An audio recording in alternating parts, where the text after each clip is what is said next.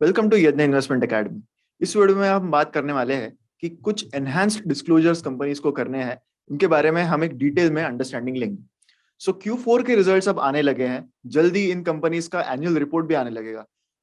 From FY22 companies को जो additional disclosures करने हैं एज मैंडेटेड बाय MCA, उनके बारे में हम डिस्कस करेंगे कि कैसे ये आपको एज एन इन्वेस्टर हेल्प कर सकते हैं to understand the company better. So ये जो चेंजेस है they are prescribed in schedule 3 of companies act 2013। Schedule 3 जो है एक one of the presentation formats है जो कंपनीज को करना होता है which are registered under the companies act. So सारे जो लिस्टेड कंपनीज है इंडिया में they are registered under the companies act 2013 and they are required to mandatorily follow this schedule 3 requirement also. So इसमें March 2021 में certain amendments आए थे जिनके बारे में अब मार्च FY22 से इफेक्ट लेना स्टार्ट होगा, जहां पर डिस्क्लोजर्स जो है फाइनेंशियल्स में वो थोड़ी डिटेल्ड वे में करने होंगे। इसके कुछ मेन डिस्क्लोजर्स है, इनके बारे में अब हम डिस्कस करेंगे। So trade receivables and trade payables में एक की डिस्क्लोजर चेंज आया है। इस वक्त आप आपके स्क्रीन पर देख सकते हो कि ये करंट प्रेजेंटेशन फॉर्मेट है, जहां पर ट्रेड रिसीवेबल्स जो है they are presented in the form of current, non current. Current trade receivables are the ones that are receivable, that are expected to be receivable within the next 1 year, and non-current जो होते हैं वो long term trade receivables होते हैं। So current disclosures जो है वो काफी लिमिटेड है, इसमें आपको ज्यादा इंफॉर्मेशन नहीं मिलती अबाउट जो ट्रेड रिसीवेबल्स अभी दिख रहे हैं बैलेंस शीट में वो कितने टाइम से आउटस्टैंडिंग है। So right now you can see on your screen कि ये जो प्रेजेंटेशन फॉर्मेट है, this is the way companies will have to present from FY22 onwards, जहां पर जो भी ट्रेड रिसीवेबल्स है वो बाइफरकेट करने होंगे डिस्प्यूटेड, अनडिस्प्यूटेड ट्रेड रिसीवेबल्स में, एंड वो कितने टाइम से आउटस्टैंडिंग है इसका एक टाइम फ्रेम जो है वो इस टेबल फॉर्मेट में कंपनीज को देना होगा। So naturally as an investor अगर आप देखोगे कि कोई ट्रेड रिसीवेबल आपकी कंपनी में मोर देन 3 इयर्स है या फिर मोर देन 1 ईयर है या 2 इयर्स है, देन आपको उसका इवेल्युएशन ये करना पड़ेगा कि इसकी लाइकली प्रोबेबिलिटी क्या है कि ये अमाउंट रिकवर होगा या नहीं। You can also look four auditors comments about this, कि अगर ऑडिट रिपोर्ट में ऑडिटर ने कुछ कमेंट किया है about long outstanding trade receivables तो उसकी इंफॉर्मेशन भी आपको मिलेगी। So this additional disclosure will be extremely helpful to understand कि ट्रेड रिसीवेबल्स है या फिर ट्रेड पेएबल्स है, इनका एजिंग क्या है, ये कितने टाइम से आउटस्टैंडिंग है, इसके बारे में एक वाइटल इंफॉर्मेशन जो है वो पब्लिकली अवेलेबल होगी। नेक्स्ट चेंज है loans and advances to promoters and group companies. So current disclosure आप आपकी स्क्रीन पर आप देख सकते हो कि एज पर दिस डिस्क्लोजर इसमें सिर्फ लोन आउटस्टैंडिंग की अमाउंट डिस्क्लोज करनी होती थी, जहां पर कंपनीज वर डिस्क्लोजिंग की as on the balance sheet date कितना अमाउंट आउटस्टैंडिंग है। As per the current amendment यहाँ पर कंपनीज को ये भी डिस्क्लोज करना है कि compare to the total loans that the company has given, कितने percentage of the loans have been given to promoters, to key management personnels, to directors and related parties. So ये percentage देने से एक figure आपको as an investor पता चलेगी कि कितना कितना एक्सपोजर जो है वो रिलेटेड पर्संस को है of loans and advances.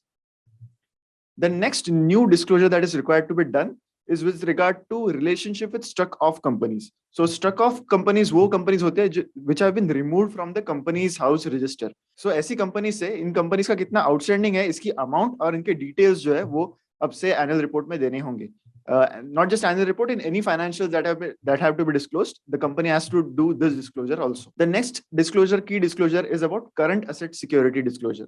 So working capital financing किस तरह से work करता है कि एक अगर हम बेसिक से इसको अंडरस्टैंड करने की कोशिश करें तो जब आप कोई भी बिजनेस स्टार्ट करते हो, आप आइदर उससे कैपिटल इन्वेस्टमेंट्स करते हो या फिर आपका वो इन्वेस्टमेंट्स आपके वर्किंग कैपिटल में यूज होते हैं। सो अगर मैंने कोई मैन्युफैक्चरिंग बिजनेस स्टार्ट किया है, then there will be certain amount of capital that will be invested in trying to do the manufacturing process and have my inventory. Inventory होने के बाद जब मैं उसको सेल करूंगा और अगर मैंने वो क्रेडिट पे सेल किया, then that portion will be blocked in my trade receivables. So जो पैसा मैंने क्रेडिट पे दिया है that is yet to be received. So inventory and trade receivables, these are two key elements of working capital. So यहाँ पर जो amount आपकी ब्लॉक होती है इसके अगेंस्ट कई कंपनीज वर्किंग कैपिटल फाइनेंस लेते हैं। सो जो आपकी अमाउंट ब्लॉक्ड है उसके अगेंस्ट बैंक्स आपको लोन देती है to replenish the working capital deficit that your company has. So one of the key disclosures that the company has to do with the bank is कि उनको monthly एक stock statement देना होता है, जहां पर कंपनी डिक्लेयर्स कि उनका कितना ट्रेड रिसीवेबल था, कितना इन्वेंट्री था, कितना ट्रेड पेबल्स था as on the end of that month. So past में ऐसा देखा गया है कि ये जो स्टॉक स्टेटमेंट होती है ये और फाइनेंशियल्स कई बार टैली नहीं होते, because sometimes what companies would do is, just to justify the working capital finance that they have taken from the bank, they sometimes overstate their inventory, they sometimes overstate their trade receivables. Now as per this disclosure, the company has to disclose कि ये जो amounts है वो match हो रहे हैं कि नहीं. So books of accounts have to match with the stock statement that the company deposits with the bank. So this is another very key disclosure that the company is required to make. Capital work in progress के बारे में भी, जैसे हमने trade receivables और trade payables में देखा, यहाँ पर एजिंग दिखाना जरूरी है. अब से बहुत सारी कंपनीज ने पास्ट में ऐसे किया है कि there were huge amounts lying in capital work in progress. ये वो असेट्स होते हैं which have not yet been capitalized. So अगर कंपनी ने कोई वेयर हाउस बिल्ड करना है या फिर कोई बिल्डिंग बिल्ड करनी है, and if it is going to take say 2 to 3 years for it to build, then these amounts are reflected in capital work in progress till the building is complete. So जो भी amounts capital work in progress में दिखने वाले हैं, उनके ऊपर depreciation नहीं आता है books में. So कई बार companies used to keep long outstanding capital work in progress just to avoid depreciation or just to show कि ये assets जो है वो आपको detail में disclose नहीं करने होते. So अभी इन कंपनीज को कैपिटल वर्क इन प्रोग्रेस का एजिंग भी देना है कि ये सारे जो असेट्स है वो कंपनी के बुक्स में कितने टाइम से है और कितने टाइम से ये कैपिटलाइज नहीं हो पाए. One last important disclosure is disclosure of ratios. So there are around 13 ratios that the company is now required to disclose, जहां पर company so these ratios include current ratio, debt equity ratio, debt service coverage ratio.